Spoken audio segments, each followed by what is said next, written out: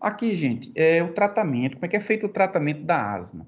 Esse tratamento aqui, ele é gerido e ele é organizado pelo esse instituto aqui, que é o Global Initiative Asthma, que é GINA, tá? Se vocês procurarem aqui no site, eles estão sempre atualizando qual é o protocolo de tratamento da asma, tá bom? E esse protocolo, ele segue etapas, como a gente pode ver aqui, né? Que vai da etapa 1 até a etapa 5, tá certo? São 5 etapas. E a gente tem que levar em consideração o quê? O tratamento que vai manter a doença sob controle e o tratamento que é chamado de aliviador. O aliviador é o quê? É o broncodilatador.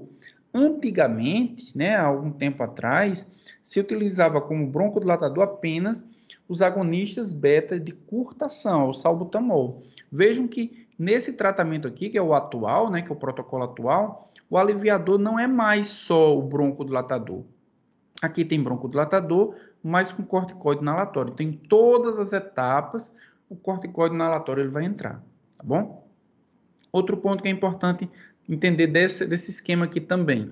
A gente tem um tratamento que é o tratamento principal, digamos assim, e aqui nós temos um tratamento alternativo aqui embaixo, né? Caso o paciente ele não esteja parcialmente controlado, ele pode se manter na etapa, mas fazer o tratamento alternativo.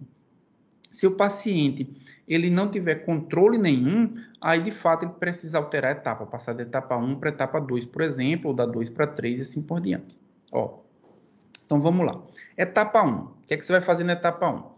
Paciente, se necessário, ou seja, na etapa 1 significa aquele paciente que normalmente tem sintomas muito breves, muito leves, o paciente que normalmente, não é como o caso clínico, tinha uma vez por ano, tinha sintomas de asma, ele ia para emergência, tratava e voltava. É o paciente que tem sintomas muito leves, certo? Então, se necessário, ou seja, se necessário, porque o paciente não tem sintomas sempre. Utilizar o que? Baixa dose de corticoide inalatório, né?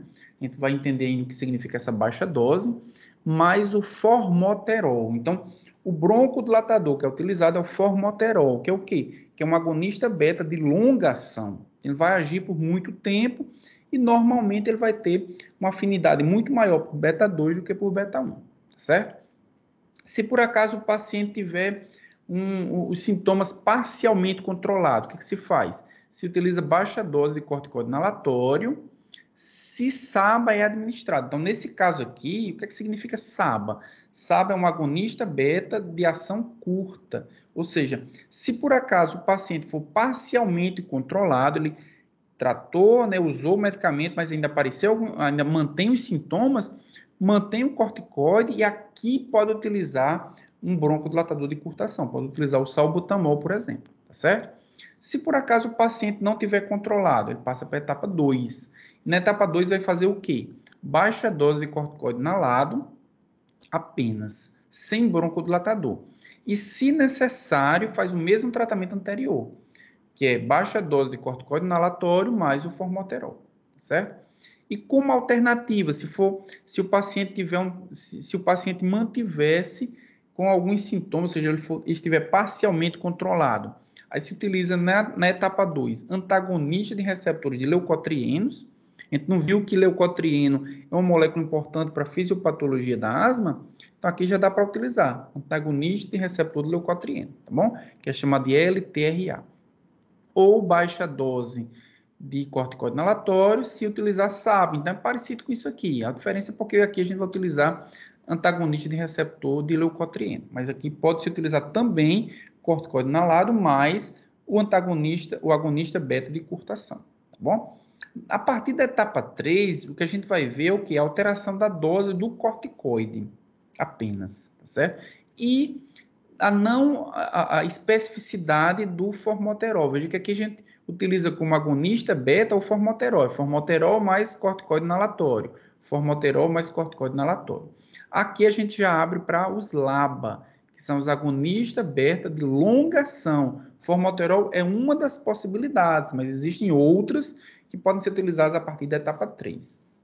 Então, na etapa 3, se o paciente não tiver controlado, né, os sintomas não estiverem controlados, vai utilizar uma baixa dose de um corticoide inalatório, pode ser qualquer um, mais um LABA, que pode ser qualquer um também. Se por acaso o paciente estiver parcialmente controlado, aí veja o que é que se faz, ó. Pega esse corticoide inalatório, em vez de ser baixa dose, bota o quê? Média dose. É uma forma de você fazer o paciente que não está totalmente controlado para que talvez os sintomas fiquem sob controle.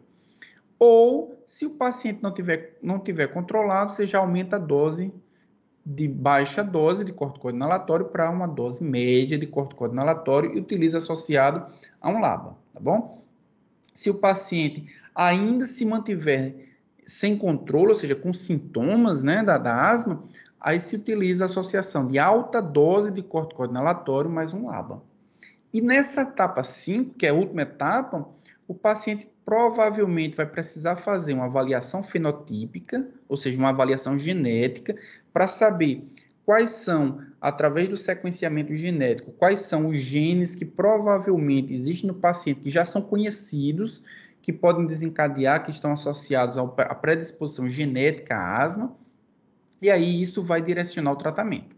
E o paciente pode também utilizar nessa etapa o tiotrópio, né, que é um broncodilatador, o anti-IgE, que também, lembram que IgE é uma imunoglobulina produzida pelos plasmócitos que está envolvida com a fisiopatologia da asma. Então, nessa etapa pode-se utilizar IgE. Nessa etapa pode-se utilizar também anti-interleucina 5 ou anti-interleucina 4, tá certo? E aí o paciente, se ele, mesmo na etapa 5, se ele ainda tiver com os sintomas parcialmente controlados, aí se faz o quê? Adiciona baixa dose de corticoide oral. Então, corticoide oral, ele só vai ser utilizado se o paciente chegar na etapa 5. Até aqui nós estávamos utilizando o quê? Corticoide inalatório, certo? Mas na etapa 5 dá para se utilizar o corticoide oral e aí considerar os efeitos adversos que o paciente possa ter com o uso do corticoide. A gente já viu, né, em aula passada, que o paciente pode ter diversas reações adversas com o uso desse fármaco, tá certo? Então, são 5 etapas. Você passa da etapa 1 para a etapa 2 se o paciente não estiver controlado. E se ele estiver parcialmente controlado, você deixa na mesma etapa, mas muda para o tratamento alternativo, tá certo? E como tratamento aliviador, né? Vocês vejam que vai sempre utilizar o quê? Corticoide inalatório, mas formoterol em todas as etapas. Então, mesmo que o paciente esteja utilizando uma etapa 4, por exemplo, média dose de um corticoide inalatório qualquer, mais um LABA, como aliviador, ou seja, o paciente está numa crise asmática, você precisa aliviar os sintomas, você adiciona aqui uma dose de, uma baixa dose de corticoide inalário, mais o formoterol como forma de reduzir os sintomas do paciente, tá certo? Então, tratamento de controle e aqui o tratamento para aliviar os sintomas. Vejam que a última opção, ó, se necessário, agonista de curtação sozinho. Então, o salbutamol que entra aqui, ele só vai ser utilizado sozinho se ele passar por todas essas camadas.